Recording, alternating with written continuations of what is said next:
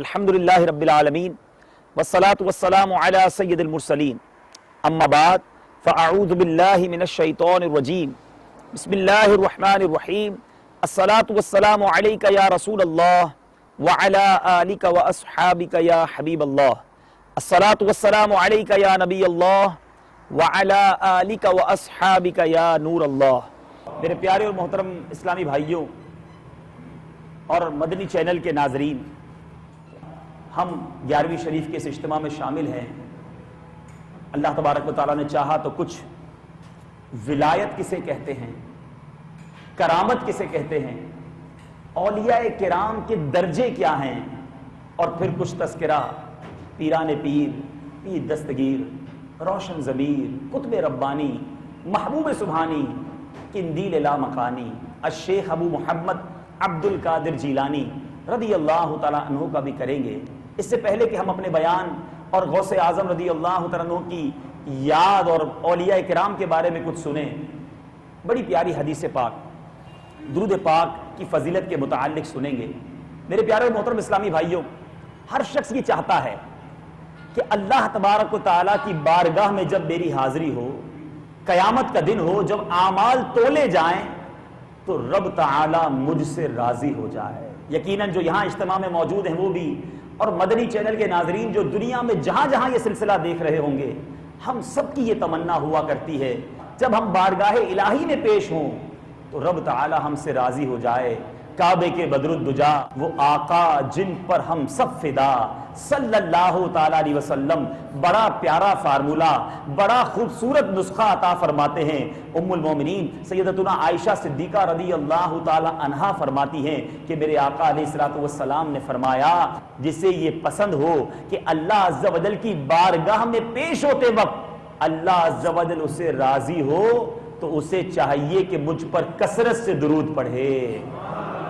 سبحان اللہ، کثرت سے درود پاک پڑھنے والے سے مولا کریم راضی ہو جائے۔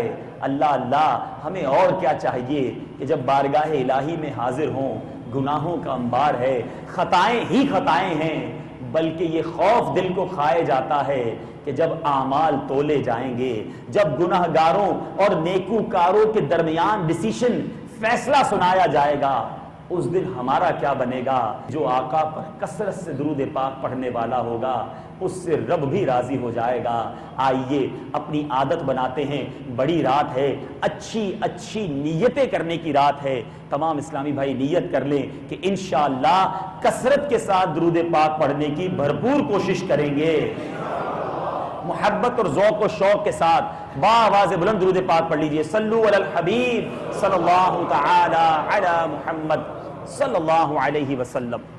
میرے پیارے اور محترم اسلامی بھائیوں اور مدنی چینل کے ناظرین، اولیاء کرام ایک ایسی حقیقت ہیں کہ آج بھی دنیا کا نظام اولیاء کرام کی برکتوں سے چل رہا ہے۔ اولیاء کرام کا فیضان آج بھی پوری دنیا میں عام ہے۔ ہم قرآنی آیات کا مطالعہ کریں یا احادیث کرام کا مطالعہ کریں تو ہمیں پتہ چلتا ہے کہ اللہ تبارک و تعالیٰ کے نیک بندوں کو مالک کریم نے کیسے کیسے مرتبوں سے نوازا ہے۔ آج انشاءاللہ چند ولایت کے بارے میں باتیں سنیں گے، اس کے ساتھ ساتھ یہ اسپرچول جو اسٹرکچر ہے دنیا کا، یہ روحانی جو ڈھانچہ ہے کہ کس طرح نظام دنیا کو مالک کریم نے اولیاء کرام کے سپرد فرمایا ہے، کس طرح اقطاب، اوتاد، اولیاء اور اللہ تبارک و تعالیٰ کے نیک بندے اس روحانی، اس اسپرچول اسٹرکچر کو لے کر چل رہے ہیں۔ آج کچھ احادیث کی روشنی میں، کچھ روایتوں کی روشنی میں، کچھ آیات قرآنی کی روشنی میں ولایت کے اس اسپرچول جو اسٹرکچر ہے، روحانی اسٹرکچر ہے، اس کو سمجھنے کی کوشش کریں گے۔ قرآن مجید فرقان حمید میرے پیارے اور محترم اسلامی بھائیوں کئی مقامات پر اولیاء کرام کے بارے میں ہماری رہنمائی فرماتا ہے۔ بڑی مشہور آیت ہے، ہم نے کئی بار سنی ہوگی، پارہ 11 سورہ یونس آیت نمبر 62 اور 63 میں ارشاد ہوتا ہے، الا ان اولیاء اللہ لا خوف علیہم ولا هم يحزنون الذین آمنوا وکانوا یتقون۔ ترجمہ کنز ایمان، سن لو، بے شک اللہ عز و جل کے ولیوں پر نہ کچھ خوف ہے نہ کچھ غم، وہ جو ایمان لائے اور پرہیزگاری کرتے ہیں۔ پتا چلا کہ اللہ کے ولیوں کا اسٹیٹس لوگوں سے، عام لوگوں سے بلند و بالا ہے۔ اس حدیث پاک سے سمجھنے کی کوشش کیجئے کہ اللہ تبارک و تعالی کس قدر عطائیں فرماتا ہے اپنے نیک بندوں پر۔ بخاری شریف کی حدیث ہے، اے میرے پیارے اسلامی بھائیوں، سیدنا ابو ہریرہ رضی اللہ تعالیٰ عنہ راوی ہیں، نبی اکرم نور مجسم صلی اللہ تعالیٰ علیہ وسلم نے ارشاد فرمایا کہ اللہ عز و جل ارشاد فرماتا ہے، حدیث قدسی ہے، میرا بندہ فرائض کی ادائیگی کے ذریعے جتنا میرا قرب حاصل کرتا ہے اس کی مثل کسی دوسرے عمل سے حاصل نہیں کرتا۔ اور ایک اور روایت میں یوں ہے کہ میرا بندہ کسی ایسی شے سے میرا قرب نہیں پاتا جو فرض کو ادا کرنے سے زیادہ پسند ہو۔ مزید فرمایا، اور میرا بندہ نوافل کی کثرت سے میرے قریب ہوتا رہتا ہے، یہاں تک کہ میں اس کو اپنا محبوب بنا لیتا ہوں، اور جب میں اسے محبوب بنا لیتا ہوں پھر کیا ہوتا ہے، میں اس کے کان بن جاتا ہوں جس کے ذریعے وہ سنتا ہے، میں اس کی آنکھ ہو جاتا ہوں جس سے وہ دیکھتا ہے، میں اس کا ہاتھ بن جاتا ہوں جس سے وہ پکڑتا ہے، میں اس کے پاؤں بن جاتا ہوں جس سے وہ چلتا ہے۔ بخاری شریف کی حدیث ہے۔ آگے فرمایا، اگر وہ مجھ سے مانگے تو میں اسے ضرور دیتا ہوں، اور اگر مجھ سے پناہ طلب کرے تو میں اسے پناہ دیتا ہوں، اور مجھے کسی کام میں تردد نہیں جسے میں کرتا ہوں، میں کسی کام کے کرنے میں کبھی اس طرح تردد نہیں کرتا جس طرح جان مومن قبض کرتے وقت تردد کرتا ہوں کہ وہ موت کو ناپسند کرتا ہے اور میں اس کے مکروہ سمجھنے کو برا جانتا ہوں۔ اے میرے پیارے اور محترم اسلامی بھائیوں، اب اس کے بارے میں امام رازی رحمت اللہ تعالی علیہ اس حدیث پاک کا مطلب اور معنی کس طرح بیان فرماتے ہیں۔ آپ فرماتے ہیں، سمجھنے کی ضرورت ہے کہ اللہ تبارک و تعالیٰ کی طرف سے ارشاد ہو رہا ہے، میں اس کی آنکھ بن جاتا ہوں، کان بن جاتا ہوں، پیر بن جاتا ہوں، ہاتھ بن جاتا ہوں۔ ڈیفینیشن کیا ہے اس کی؟ امام رازی فرماتے ہیں، اللہ رب العزت کا نور جلال جب بندہ محبوب کے کان بن جاتا ہے تو وہ ہر آواز کو سن لیتا ہے، نزدیک ہو یا دور، اور جب آنکھیں نور جلال سے منور ہو جاتی ہیں تو دور و نزدیک کا فرق ختم ہو جاتا ہے، یعنی ہر گوشائے کائنات پیش نظر ہوتا ہے، اور جب وہی نور بندے کے ہاتھوں میں جلوہ گر ہوتا ہے تو قریب و بعید، مشکل و آسان میں اسے تصرف کی قدرت حاصل ہو جاتی ہے۔ اے میرے پیارے اسلامی بھائیوں، یہ باتیں، یہ اولیاء کرام کی کرامتیں، یہ اللہ تبارک و تعالیٰ کی طرف سے یہ عطائیں کہ رب کی قدرت اس کی آنکھ بن جائے، قدرت جو ہے اس کے سماعت میں شامل ہو جائے، اللہ تبارک و تعالیٰ کی عطائیں اس کے میرے پیارے اسلامی بھائیوں اعضاء میں شامل ہو جائیں، یہ فقط کتابی باتیں نہیں ہیں، بلکہ اگر تاریخ اسلام اٹھا کر دیکھیں تو ایسے بہت سارے واقعات ملتے ہیں۔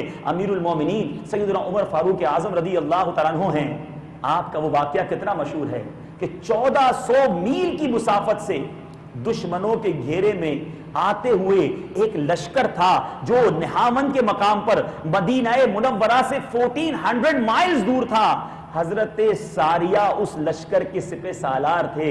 امیر المومنین منبر پر بیٹھے خطبہ دے رہے ہیں، مدینہ طیبہ کی ایک مسجد میں خطبہ دے رہے ہیں، اور وہاں سے آواز لگاتے ہیں، اے ساریہ پہاڑ کا خیال کرو۔ ادھر انہوں نے آواز لگائی 1400 مائلز دور، حضرت ساریہ کہتے ہیں میں نے عمر فاروق کی آواز وہاں سنی۔ کسی صحابی نے یہ نہ کہا کہ حضرت 1400 میل دور آواز لگا رہے ہیں، کوئی موبائل فون بھی نہیں ہے، کوئی ٹیلی کمیونیکیشن بھی نہیں ہے، یہ آپ کی آواز وہاں تک کیسے پہنچے گی؟ ارے صحابہ کا بھی ایمان تھا، امیر المومنین اس نبی کے غلام ہیں جس کو اللہ نے ساری برکتیں عطا فرمائی، اور اللہ کے ولیوں کو یہ کمال حاصل ہے۔ یہ صحابہ کا بھی عقیدہ۔ امیر المومنین عمر فاروق اعظم رضی اللہ تعالیٰ عنہ کے کس کمال کی بات کی جائے۔ آپ رضی اللہ تعالیٰ عنہ کی بارگاہ میں لوگ آئے کہ حضور دریائے نیل جو ہے اس کے لیے ایک بڑی عجیب و غریب رسم یہاں پر مشہور ہے کہ ہر سال ایک دوشیزہ کو جناب دریا سپرد کر دیا جاتا ہے، جب دریا میں اس لڑکی کو ڈالتے ہیں تو پھر دریائے نیل جاری ہوتا ہے، ورنہ خشک ہو جاتا ہے۔ بڑی عجیب و غریب رسم موجود ہے۔ امیر المومنین نے ایک خط لکھا، کسی بندے کو نہ لکھا، کسی بادشاہ کو نہ لکھا، دریائے نیل کو امیر المومنین لکھ رہے ہیں۔ سیدنا امیر المومنین نے اس خط کو لکھ کر کیا کہا؟ اے نیل، اگر تو اپنی مرضی سے چلتا ہے تو بے شک خشک رہ جا، ہمیں تیری ضرورت نہیں ہے، اگر تو اللہ تعالیٰ کی مرضی سے چلتا ہے تو میں اللہ تعالیٰ سے دعا کرتا ہوں کہ وہ تجھے جاری فرما دے. چنانچہ جب آپ کا وہ رکا، آپ کا وہ خط دریائے نیل کے اندر ڈالا گیا، وہ وقت ہوا کہ تھوڑی ہی دیر میں دریا میں طغیانی آ گئی، لبالب دریا جاری ہو گیا. علماء کہتے ہیں کہ آج تک دریائے نیل ویسے کا ویسے ہی جاری ہے. بھائی دریا کو خط لکھنا عقل تو نہیں مانتی، مگر امیر المومنین کا یہ میرے پیارے اسلام بھائی تسلط تھا. رب العالمین نے وہ کمال عطا فرمایا کہ آپ نے دریائے نیل کو حکم دیا. اسی طرح میرے پیارے اور محترم اسلامی بھائیوں، ایک بار مدینہ طیبہ میں زلزلہ آیا. اب بہت عجیب و غریب بات ہے، زلزلہ وہ ایسی آفت ہے اس کی پریڈکشن نہیں کی جا سکتی، اس سے کیور نہیں کیا جا سکتا. اب کچھ ہی دنوں پہلے جاپان میں جو زلزلہ آیا ہے، سائنسدان بتاتے ہیں کہ دنیا کی تاریخ کا سیکنڈ یا تھرڈ بگسٹ یہ ارتھ کویک ہے جس کی کوئی پریڈکشن نہیں ہے. اب جاپان والوں نے، آپ سوچیں، انسان اپنی طرف سے تو تدبیر کر سکتا ہے، مگر کوئی ہے جس کے ارادے اٹل ہیں، کوئی ہے جس کے ہاتھ میں قدرت ہے. اور یہ نظارے ہمیں بار بار دکھائے جاتے ہیں. جاپان نے یہ ٹیکنالوجی بنائی کہ انہوں نے شاک آبزرورز لگا دیے، اپنی بلڈنگز کو ایسا بنا لیا کہ جناب کتنا ہی زلزلہ کیوں نہ آ جائے 5 یارڈ تک وہ بلڈنگ جو ہے وہ وائبریٹ کر سکتی ہے.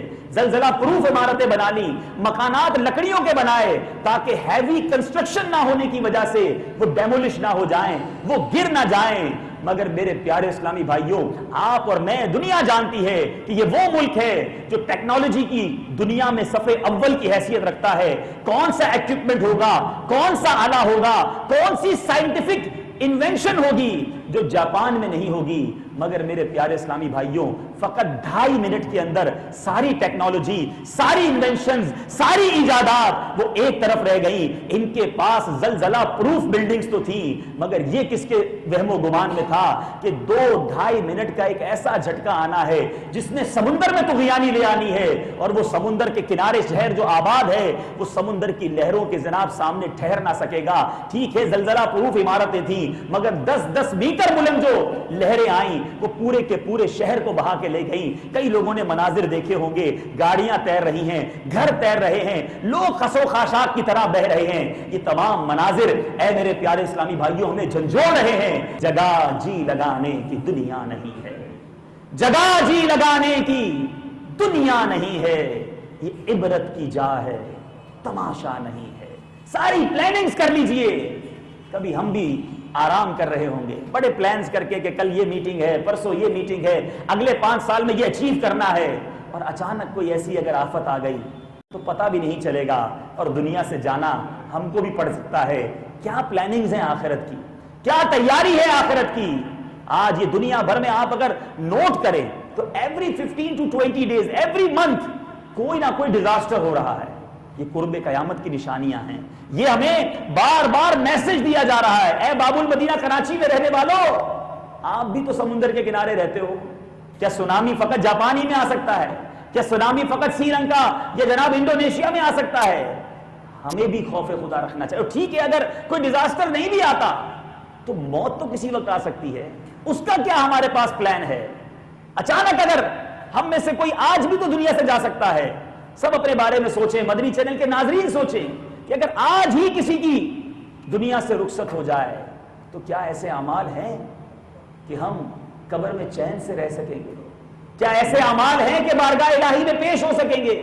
کیا ایسی پریپریشن ہے ہمارے پاس کہ جب قیامت کے دن جنت میں جانے والوں اور دوزخ میں جانے والوں کی الگ الگ لائن بنائی جائے گی تو میرے ایسے اعمال ہیں کہ انشاءاللہ جنت میں جانے والوں میں شامل ہو جاؤں گا؟ غور کیجئے.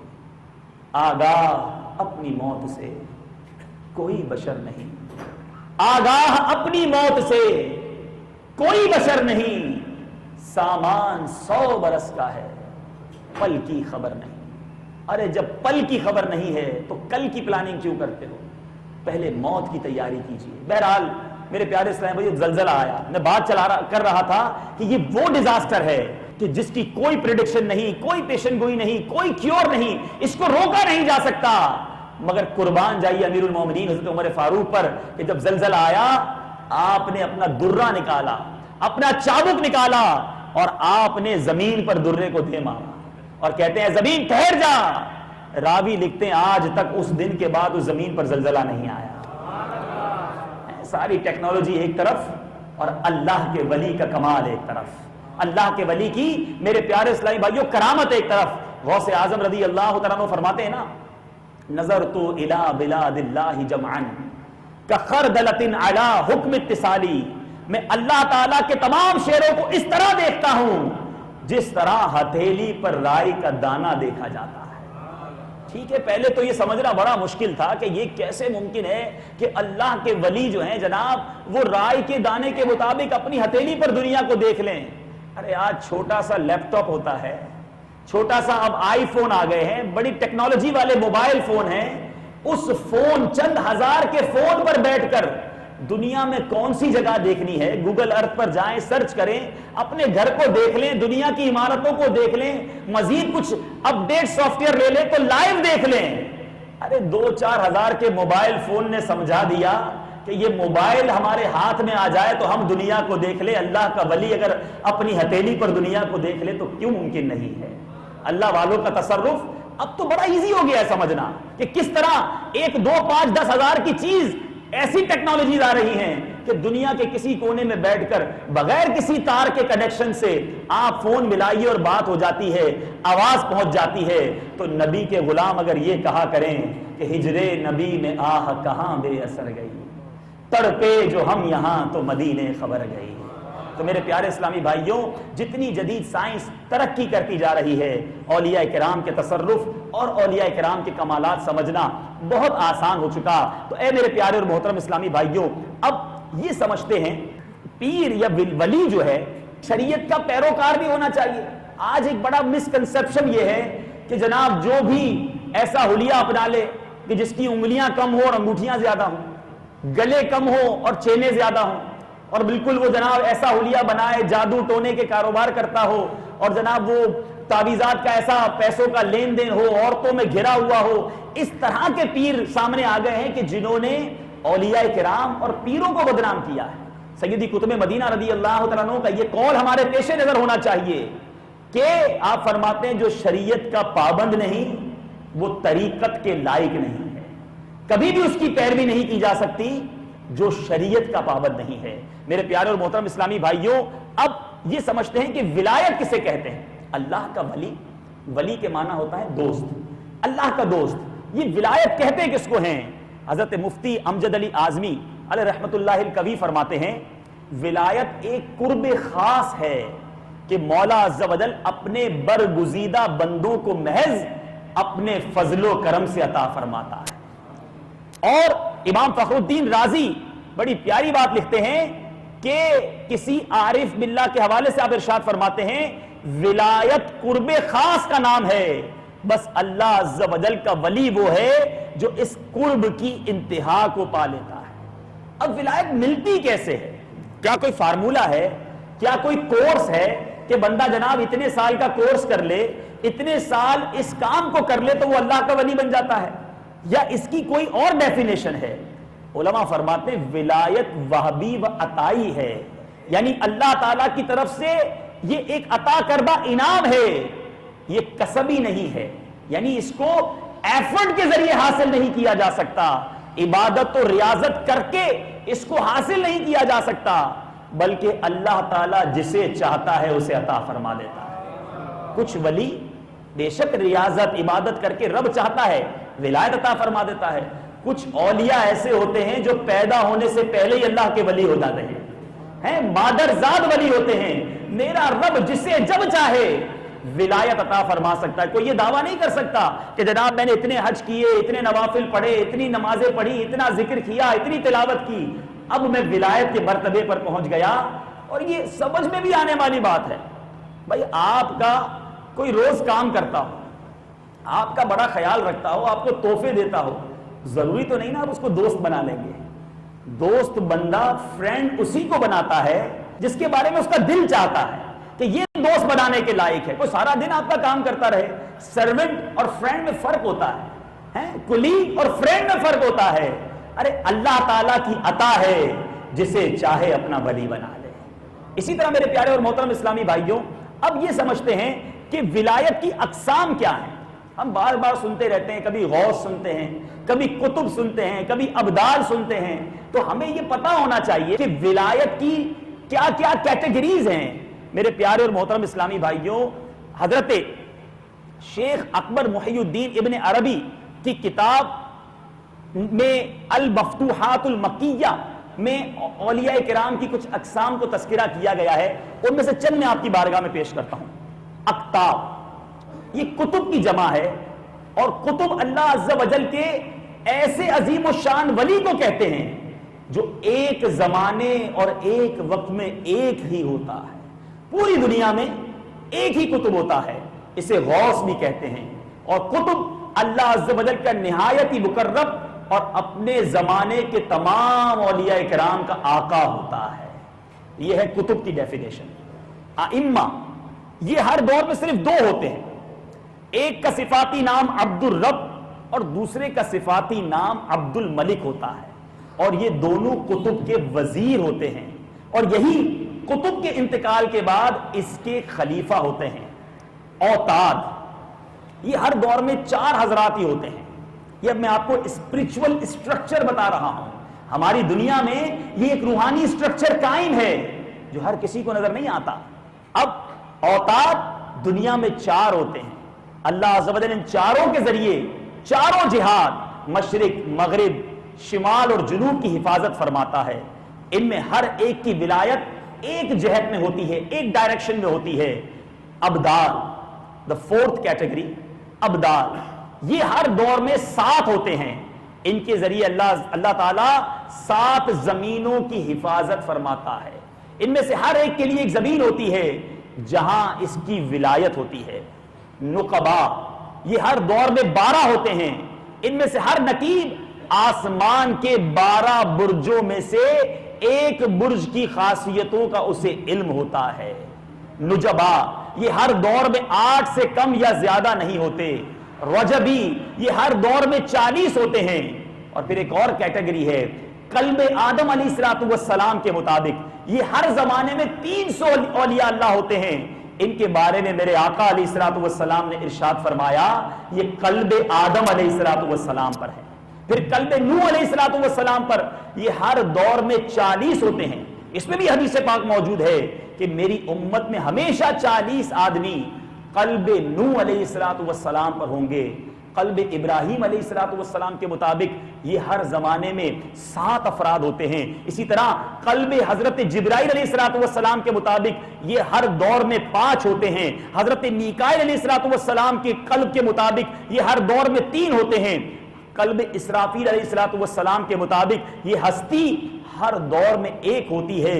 رجال الغیب، یہ ایک اور کیٹیگری ہے، یہ 10 اولیاء کرام ہوتے ہیں جن میں کمی بیشی نہیں ہوتی۔ اور مظہر قوت خداوندی، یہ ہر دور میں صرف 8 حضرات ہوتے ہیں۔ ان کے علاوہ بھی اولیاء کرام کی بہت ساری قسمیں ہیں، مثلا الہیون، رحمانیون، رجال الغنی باللہ، بدلا، رجال الاشتیاق، ملامیتا، فقراء، صوفیاء، عباد، زہاد، رجال الماء افراد، امنا، قراء، احباب، محدثون، اخلا، ورثا، صدیقین، شہداء، صالحین، قانتین، صادقین، حامدین، ذاکرین، صابرین، واصلین، حلماء، اخیار، کرماء، وغیرہ وغیرہ۔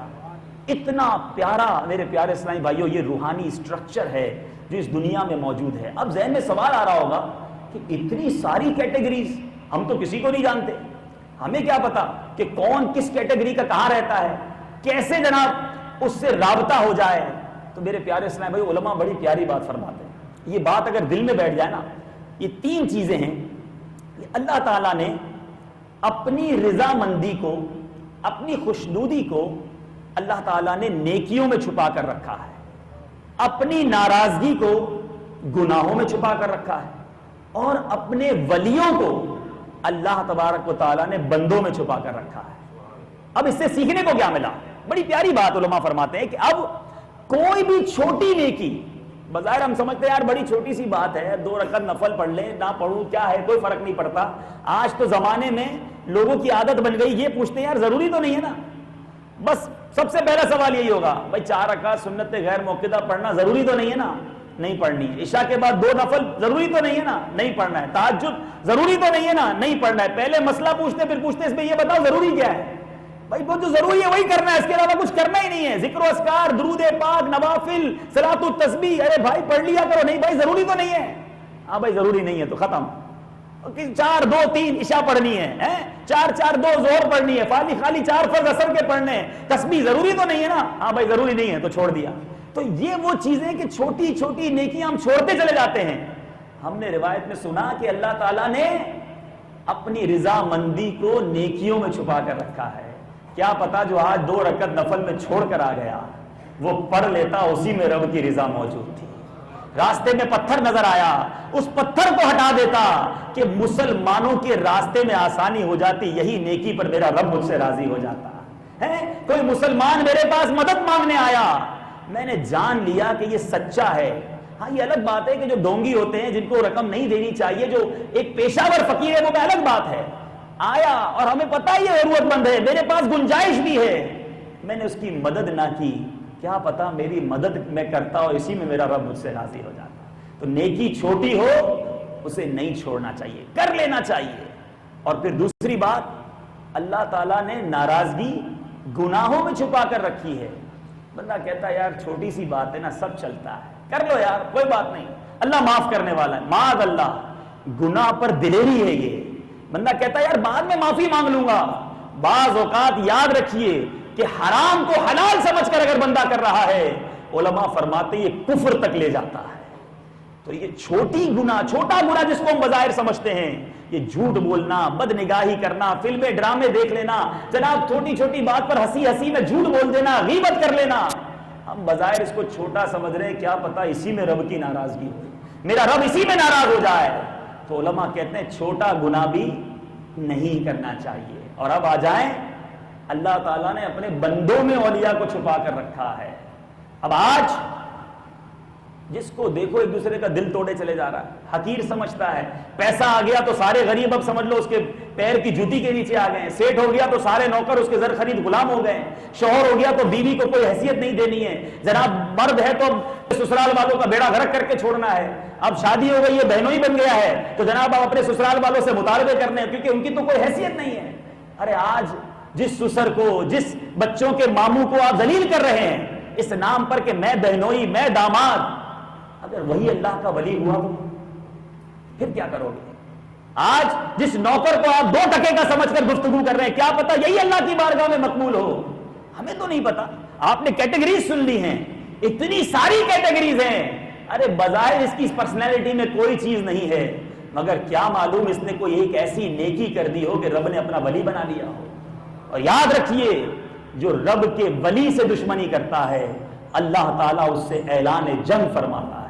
ہم بولے ہمارا کاروبار نہیں چلتا، گھر میں برکت نہیں ہے، جناب میں جو کام کرتا ہوں اس میں بیڑا غرق ہو جاتا ہے، فیملی میں بڑی ٹینشن ہے، بچے بیمار رہتے ہیں، پرابلم ہی پرابلم ہے. کہیں ایسا تو نہیں کسی اللہ کے ولی سے دشمنی لے لی ہے؟ غور کیجئے. اس لیے بندے کو ہمیشہ ہمبل ہونا چاہیے، ہمیشہ پولائٹ ہونا چاہیے، عاجزی کا خوگر ہونا چاہیے. امیر اہل سنت کتنی پیاری تربیت فرماتے ہیں مدنی انعام ہے ہمارا کہ آپ ایک دن کے بچے سے بھی آپ کہہ کر گفتگو کریں. آپ جناب سے گفتگو کی عادت ہونی چاہیے، محبت اور پیار سے گفتگو ہونی چاہیے. ہم کون ہوتے ہیں کسی کا دل توڑنے والے، کسی کو حقیر سمجھنے والے؟ ارے وہ بھی بندہ ہے، میں بھی بندہ ہوں، میرے بھی 2 آنکھیں ہیں، میرے بھی 2 ہاتھ ہیں، اس کے پاس بھی وہ تمام چیزیں ہیں. وہ بھی نبی کا غلام ہے، میں بھی نبی کا غلام ہوں. اگر آج مجھے کوئی مال مل گیا، خوبصورتی مل گئی، کوئی اسٹیٹس مل گیا، کوئی عہدہ مل گیا، تو آج میں اللہ کے بندے کو ذلیل سمجھنا شروع ہو گیا. کبھی سوچا ہے آپ نے کہ آج جو آپ کے دروازے پر آ کر ہاتھ پھیلا رہا ہے اور آپ اس کو زکوٰۃ یا اس کو مدد کر رہے ہیں، یہ ہاتھ آپ کا بھی ہو سکتا تھا. آپ کا کوئی کمال نہیں ہے. آج آپ گاڑی میں بیٹھ کر تو جا رہے اور کوئی آپ کا ڈور کھٹکھٹا رہا ہے. ارے آپ اندر ہیں اور وہ باہر ہے، یہ فرق میرے رب نے کیا ہے، یہ اس کی عطا ہے۔ یہ بھی تو ہو سکتا تھا آپ باہر کھڑے ہوتے اور وہ گاڑی کے اندر ہوتا اور آپ دروازہ کھٹکھٹا رہے ہوتے۔ کیا کمال ہے میرے اور آپ کے اندر جو رب نے اتنی عطائیں کی ہیں۔ ارے جس رب نے اتنا عطا کیا ہے اس پر تکبر نہیں ہونا چاہیے، اس پر یہ غرور نہیں ہونا چاہیے۔ ہر انسان کی عزت دل میں ہونی چاہیے، مسلمان کا خیال دل میں ہونا چاہیے۔ یہی اولیاء کرام کی تعلیم ہے۔ بہرحال میرے پیارے اسلامی بھائیوں، ہم نے اولیاء کرام کی کیٹیگریز کے بارے میں بھی سنا۔ اب انشاءاللہ چند مسکنسیپشنز، چند وہ غلط فہمیاں، چند وہ وسوسے جو لوگوں کے دلوں میں بعض اوقات آتے ہیں، تو کچھ سوالات کے انشاءاللہ جوابات تلاش کرنے کی کوشش کریں گے۔ بعض اوقات کوسچن ریز ہوتا ہے کہ یہ 11ویں شریف کیوں منائی جاتی ہے، اور جناب اس میں لنگر بھی کرتے ہیں، اور 11ویں شریف تو منانا درست نہیں ہے۔ اب اس میں بہت سارے بیچارے بھولے بھالے مسلمان جو ہیں وہ وسوسوں کا شکار ہو جاتے ہیں۔ اچھا، پھر کچھ لوگ یہ بھی جناب وسوسہ آتا ہے کہ یہ مرنے کے بعد ڈسکنٹینیو ہو جاتے ہیں اعمال۔ اعمال جو ہیں ایصال ثواب کسی کو نہیں پہنچتا، تو یہ کیوں کیا جاتا ہے؟ تو پہلے تو یہ کلیئر کر لیتے ہیں کہ 11ویں شریف ہے کیا۔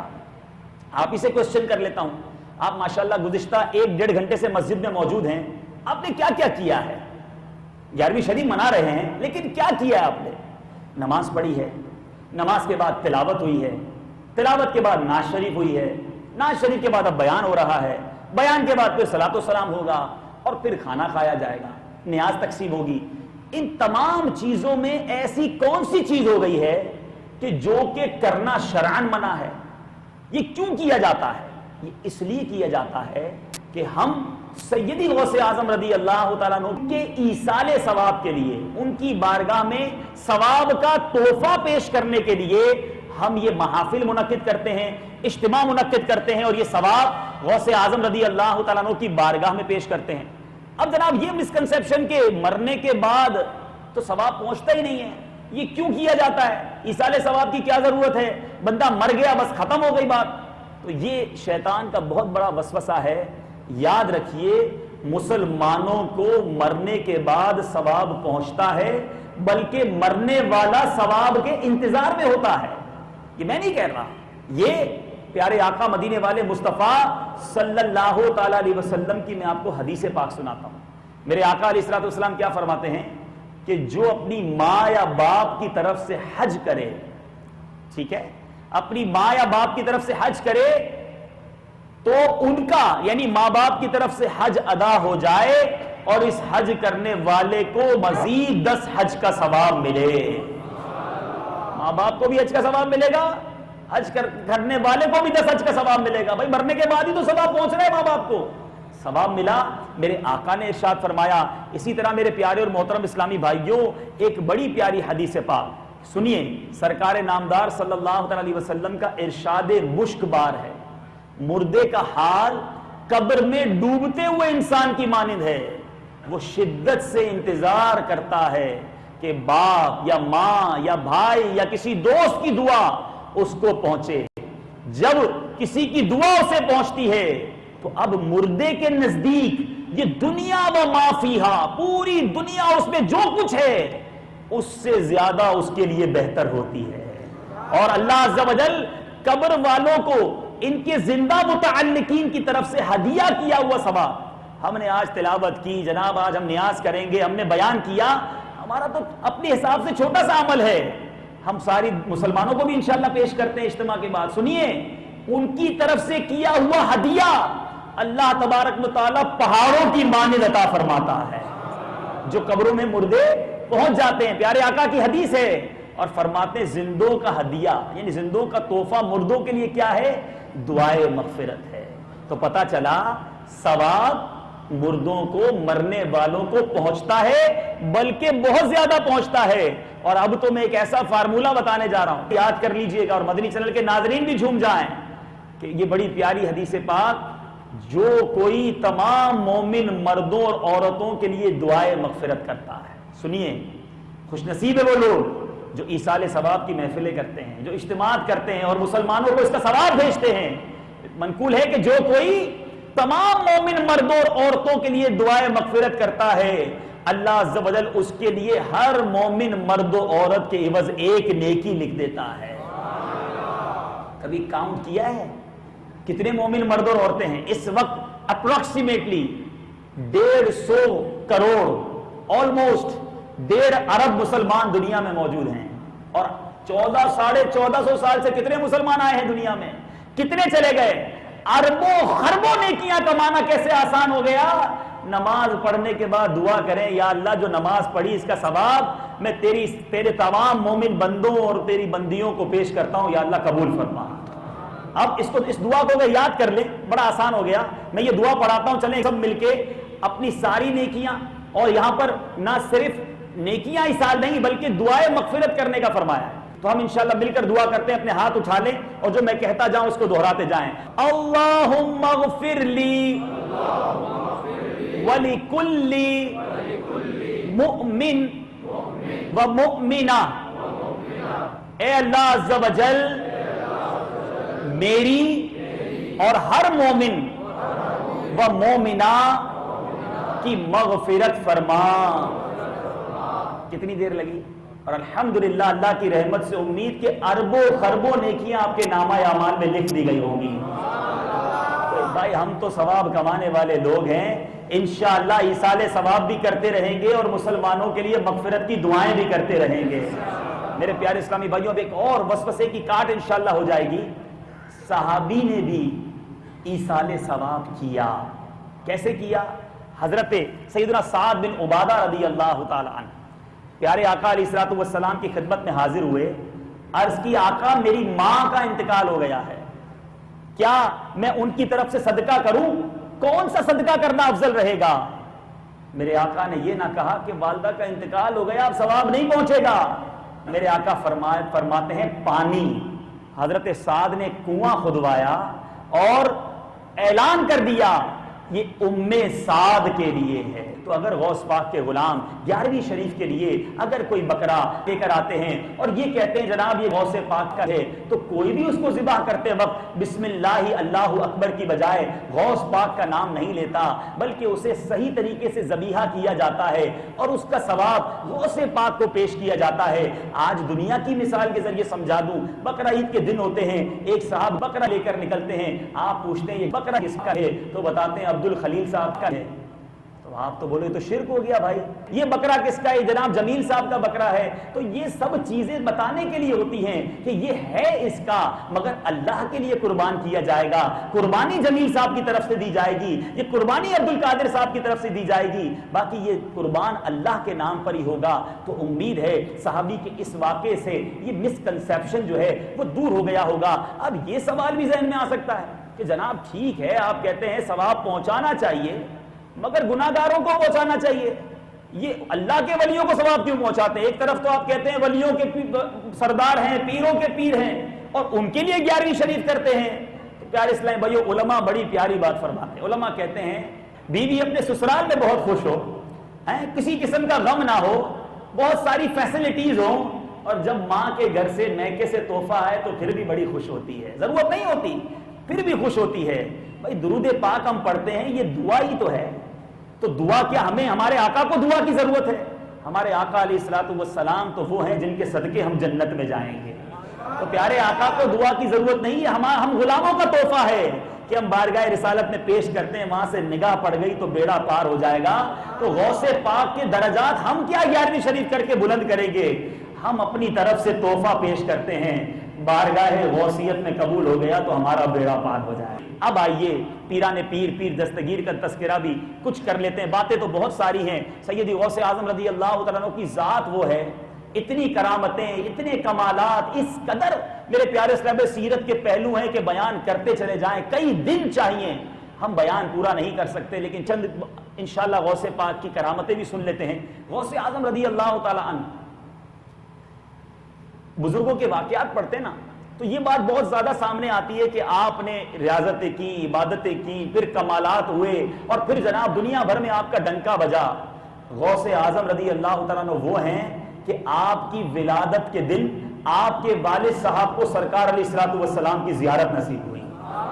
میرے آقا فرماتے جس کا مفہوم ہے ابو صالح، اللہ تعالیٰ نے تجھے بیٹا عطا کیا ہے اور وہ بیٹا اولیاء کا سردار ہوگا، اور اس کا مقام اولیاء اور اقطاب میں اس طرح ہوگا کہ جس طرح میرا مرتبہ انبیاء میں ہے، آنے سے پہلے ہی بشارتیں سنائی جا رہی ہیں۔ اور غوث اعظم رضی اللہ تعالیٰ عنہ جب والدہ محترمہ کے پیٹ میں تھے، آپ کی والدہ محترمہ چھینک آنے پر الحمدللہ کہتی تو غوث پاک پیٹ ہی کے اندر یرحمک اللہ کی آواز بلند کر دیا کرتے تھے۔ اچھا، جب پیدا ہوئے یکم رمضان مبارک، دنیا میں تشریف لا کر بچہ پہلے روتا ہے، غوث پاک کی والدہ فرماتی ہیں، راوی لکھتے ہیں کہ دنیا میں آنے کے بعد غوث پاک کی زبان سے اللہ اللہ کا ذکر جاری ہو گیا۔ اچھا، یکم رمضان کو پیدا ہوئے، اب وہاں پر جب پیدا ہوئے تو بچے کو پہلے ماں کا دودھ پلایا جاتا ہے۔ غوث اعظم رضی اللہ تعالیٰ عنہ نے ماں کا دودھ نہ پیا، سب حیران ہے یہ کیسا بچہ ہے، صبح ہو گئی دوپہر ہو گئی ابھی تک ماں کا دودھ نہیں پیا۔ تو میرے پیارے اسلامی بھائیوں، جب سورج غروب ہوا تو غوث پاک نے اپنی والدہ کا دودھ نوش فرمایا، اور 30 دن رمضان کا پورا مہینہ یہ ماجرا رہا کہ جیسے ہی صبح صادق کا وقت آتا غوث پاک دودھ پینا چھوڑ دیتے، گویا میرے غوث پاک نے دنیا میں آتے ہی روزے رکھنا شروع کر دیے۔ اب یہاں غوث پاک کے ماننے والوں جو فیضان جیلان مسجد میں ہیں یا مدنی چینل پر نہ جانے دنیا میں جہاں جہاں ہیں، سوچئے میرے غوث پاک تو دنیا میں آتے ہی روزہ رکھ لیں، اور آج مسلمان بالغ ہونے کے بعد بھی روزے نہ رکھے۔ ہزاروں لاکھوں مسلمان دنیا میں ایسے ہیں جو روزے نہیں رکھتے۔ اب نیت کر لیں، غوث پاک کا ہم نے واقعہ بھی سن لیا کہ انشاءاللہ اب ہمارا ایک روزہ بھی قضا نہیں ہوگا، اور جن کے قضا ہو گئے وہ کیلکولیٹ کریں اور اس کو انشاءاللہ ادا کرنے کی بھی نیت کریں۔ انشاءاللہ آج کے بعد ہماری کوئی نماز قضا نہیں ہوگی۔ فیضان اولیاء، فیضان غوث اعظم، فیضان صحابہ، فیضان انبیاء لوٹنے کے لیے بہترین مدنی ماحول دعوت اسلامی کا مدنی ماحول ہے۔ یہی وہ ماحول ہے جو ہمیں انبیاء کی تعظیم کا درس دیتا ہے، یہی وہ ماحول ہے جو صحابہ کی تعظیم سے دلوں کو منور کرتا ہے، یہی وہ ماحول ہے جو اولیاء کرام کے دامن کو پکڑنے کا درس دیتا ہے۔ تو آپ اگر فیضان مصطفیٰ، فیضان انبیاء، فیضان صحابہ اور فیضان اولیاء حاصل کرنا چاہتے ہیں تو دنیا بھر میں جہاں کہیں ہیں فیضان مدینہ میں جانا اپنی عادت بنا لیجئے۔ انشاءاللہ اس کی برکتیں آپ سب کو نصیب ہوں گی۔ اللہ تبارک و تعالی ہم سب کو غوث پاک کی برکتیں نصیب فرمائے۔ بغداد معلیٰ میں سیدی غوث اعظم کے روضہ انور پر برستی ہوئی رحمتوں کے صدقے ہم سب پر بھی اپنی رحمتوں کی بارش برسائے، آمین بجاہ